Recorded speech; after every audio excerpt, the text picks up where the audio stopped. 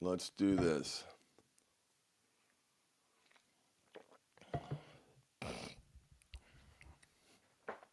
Hey, what's up, everybody? My name is Craig Pera, and you are listening to Sex Afflictions and Porn Addictions, a podcast designed to help you create healthy sexuality and a great life. And men, it's also for your partners. Now, this podcast, I am deliberately, intentionally recording for your wives, and the title is What to Do If Your Husband is a Sex Addict. But men, this does not mean that you don't get to listen to this, because I want you to listen to this so you understand the impact of your behavior. Right? That's not something that comes at rock bottom. It's not something that you awaken to in months.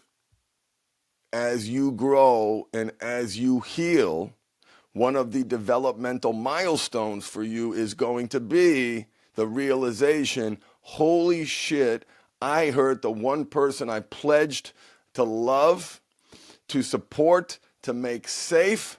If I'm speaking from personal experience, I shit on my marriage. I desecrated those vows. My old boss told me something I'll never forget, is in regards to a politician that we had some dealings with when I was assistant general counsel at a big insurance company. He said, Craig, let me tell you something. He said, be careful with this guy. And this was someone that I had to go meet for the company. Don't trust him. He said, never trust a man who lies to his wife. This is the kind of guy who comes in the front door with his mistress, goes out the back door with his wife, and if a man lies to his wife, he will lie to everyone. So you are awakening and will continue to awaken the pain that you've caused your partner. So let's get into it. Ladies, this podcast is for you. Men, I also want you to listen to it, but I want to begin. Let's get started. So you just found out your husband is a sex addict. It's like a bomb went off in your life. The shock hits your body first. I've heard women describe it. Their chest tightens. They feel like they can't breathe. Their mind is racing with questions that they never wanted to ask. And right away, do I leave? Do I stay? I said to myself, I would never stay if something like this happened. And here I am staying, and I feel bad about that. I have no one to talk to. Is our marriage even real?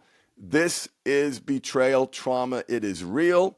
It looks a lot like PTSD. And if it feels like your whole world is caving in, it's because it has. What you're feeling is not overreacting. It's not being dramatic. You're not stuck in the past. Research shows betrayal trauma can trigger symptoms similar to PTSD, flashbacks, hypervigilance, sleep problems, obsessive thinkings. Guys, this is what our women are going through. Right? And ladies, you're not broken. You're having a human reaction to a devastating injury. And I think about it like this, is you go to bed thinking 2 + 2 is 4. We all know that to be true. The sun rises in the east and sets in the west, and my husband is being honest with me. Your reality, the way you experience it, who you trust, has been shattered. And it is devastating. It is absolutely devastating.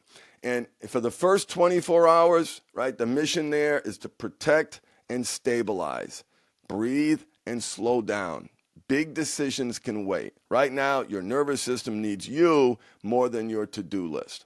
Okay? First 24 hours, my tip number 2, get safe emotional support. You may be tempted to tell somebody, but that person might not be a safe place, right? This is complicated, this is tricky, and there is a great chance that you will be judged. However, you do want to find someone that you can trust, right? This could be a friend, a coach, or it could be a betrayal trauma therapist. It could be Michelle in our partner empowerment group. You need a safe place to get support and to be honest. The third tip that I give partners in the first 24 hours, protect your space. If needed, create physical or digital boundaries. No surprise confrontations, no frantic late night searching. Sometimes you need space, physical space or emotional space, and that's okay. Okay?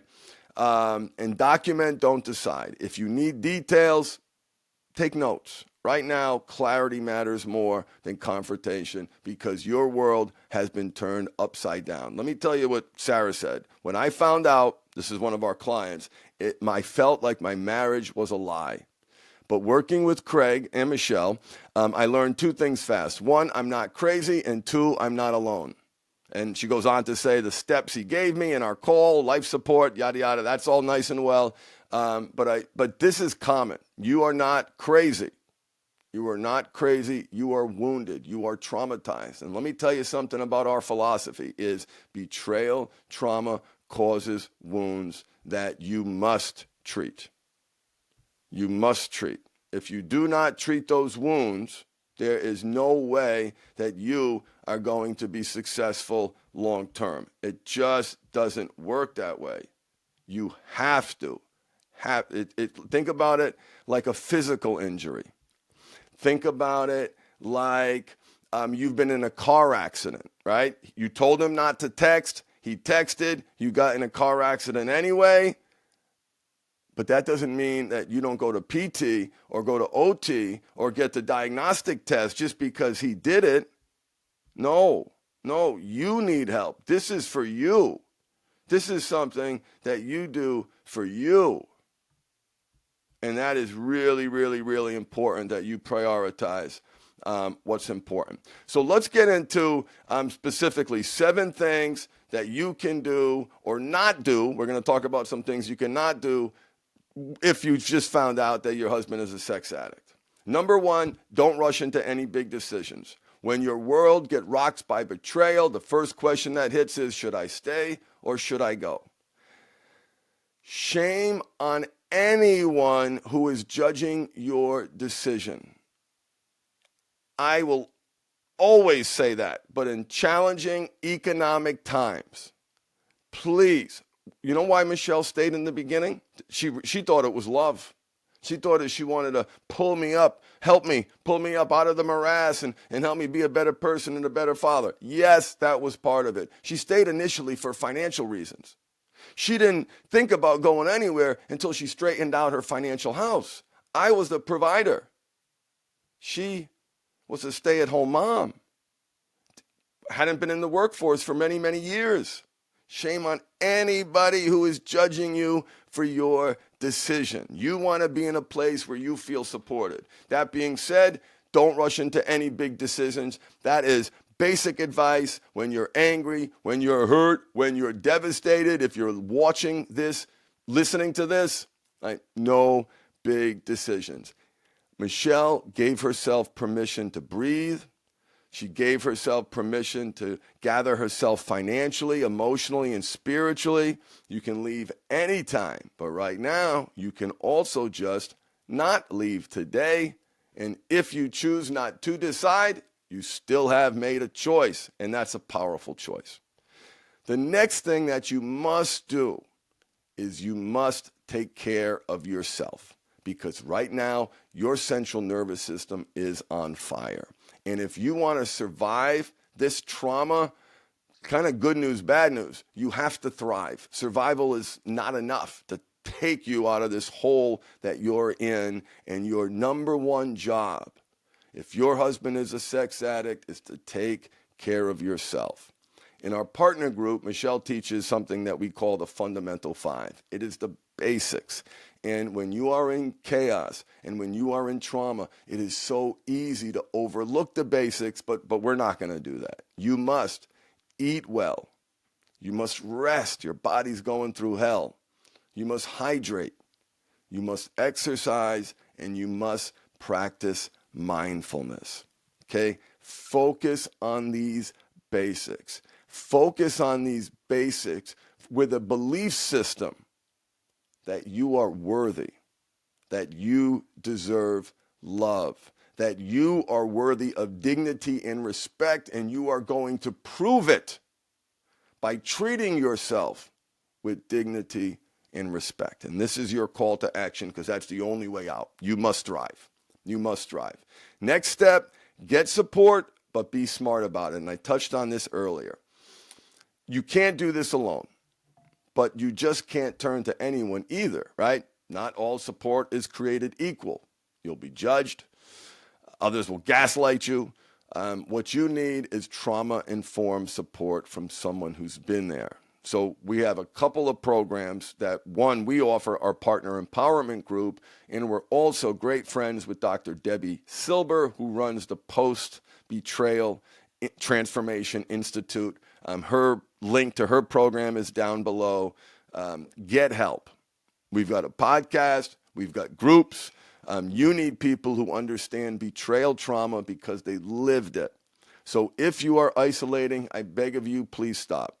If you are not connecting, please start connecting, because healing happens in safe community.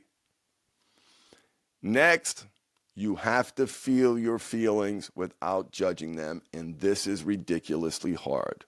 You don't need to fix your feelings right now. You need to feel them. Rage, grief, heartbreak, disgust, longing, right? They all might exist at once. You can love your husband and still want to kill him. You can be devastated, crushed, and still not want to leave. So please, this is an act of self-compassion. Stop judging your emotions. Start observing them. Pay attention. And what we teach here in the Mindful Habit, track your triggers. What's triggering you? What are the thoughts that you're having? Speak your truth and practice gratitude daily. This is how you stay grounded, and this is how you keep from drowning in the pain. Next, you must set boundaries that create emotional safety for you. And unfortunately, none of this is easy. See, you can't rebuild trust without first creating emotional safety for you. You feeling safe in your body. You having the skills, the capacity to regulate. And see, boundaries, they're not control. They're not punishment. We have a program. One of the exercises is, I feel unsafe when you take the phone into the bathroom, because it makes me feel like you're not prioritizing recovery, that you really don't, I feel like you don't care. Here's what I want you to do instead. Right? This is about helping you feel safe in your own home, in your own body, in your own relationship. Boundaries protect your peace, and if he's serious about recovery, he will honor them. But if he doesn't, now you have more clarity. And here's the thing about boundaries. Here's a cautionary tale. You are going to be very tempted to say, never again. Don't ever, promise me you'll never lie to me again. Promise me you'll never slip again. And if you do, I'm leaving. We encourage partners that we work with to not make promises that they do not intend on keeping. These are complicated issues. Your husband's brokenness started in childhood. He has been keeping these secrets in some cases for decades. And chances are he's going to lie about it, and chances are he's going to stumble. Don't you want to create an environment where you're getting good information, where you're not suppressing him and doing things that would contribute to him being dishonest? Right? You want data. You want information. You want the truth. So you can ask yourself, what conditions do I need to create to accomplish that goal? It's very empowering.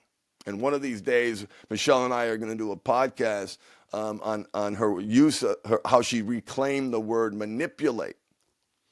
And what she means by that is, knowing I was batshit crazy, right, and knowing I was hyper-reactive and hyper-defensive and had anger issues, right, she said, I'm not going to reinforce his narrative. I'm going to create conditions by my responses that produce the outcome I seek. She said, I'm not going to be reinforced a justification that he's using for his behavior because I'm supposedly a bitch because I'm upset and I'm raising my voice. Make no mistake, she expressed her emotion, but she was smart about it. She was smart about it. It was really shocking and moving to me when she did that. Next step, imagine the possibility, even if you can't see it yet. right? Right now, you may feel like your marriage is over, and there's a chance that it might be. Some relationships do not recover. Some couples, their best path is away from each other. Now, fortunately, unfortunately, whatever the overwhelming majority of clients move back towards each other. Okay? But what if this breakdown becomes the breakthrough? And Michelle and I have worked with hundreds of couples who've created stronger, more connected relationships because of this storm. It forced them to get real, forced him to get help. It forced the partner who's struggling not just with betrayal trauma, but the trauma that sits underneath the betrayal trauma, what we call stacked trauma. It forced both people, husband and wife, to treat those core wounds. And here's the thing. You may not have confidence in him, but I want you to have confidence in you. You got this. You are going to come out of this thriving. You are not going to let his mental illness, his arrogance, his lack of empathy, his shame, his demons, the baggage he carries, you are not going to let that suck you down. You are not going to let that consume you and take over, because you see this crisis. And here's what I want you to know. Betrayal trauma causes wounds that must be treated. And in so many cases, all the resources go to the men. All the resources go to the men, when in fact, you've got a partner at home, literally day in and day out, suffering with PTSD-like symptoms. You do not have to suffer alone. You can find someone who can help you accelerate, deepen, and help you sustain your journey. So if any of this hits home, don't sit in silence. You are not alone. You don't have to stay stuck. Michelle's Partner Empowerment Program is specifically built for you. It's for women hit with betrayal trauma who is ready to take their power back. We've seen so many women rebuild. We've seen women rise, and it all starts with one step, a choice to take care of you, a decision in your life that says, I am worthy of self-care. I am worthy of getting help because I love myself, and I'm not going to let him destroy me. No freaking way. And remember, whether your husband gets better or not, you will. You must, because you deserve it. Thank you for watching. My name is Craig Pera, and I am so sorry if you are listening to this video and you are struggling with your husband's compulsive sexual behavior. It's devastating. Your world has been turned upside down. Visit the website, mindfulhabithelp.com. You can check out the Partner Empowerment Group. In the link in the show notes, we have the link to Dr. Debbie Silber's Post-Betrayal Transformation Institute, who's a good friend of ours, who has a wonderful program. If you don't connect with ours, we want you to get help. We've been doing this 13 years, and there is hope. Again, I don't know what's going on with him, but I know you can do it, because I know of all the women we've worked with, they've all been through hell and back. They've all overcome so many challenges already to get here, and there is no doubt in my mind that they will not only survive this one, they will thrive this one. Let that be you. Let that be you, because you deserve it. Thanks for watching. I'm Craig Pera. I'm the founder of the Mindful Habit System with my incredible wife, Michelle. You're listening to Sex Afflictions and Porn Addictions, and life is too short to suck. I hope you find peace. Thanks for watching.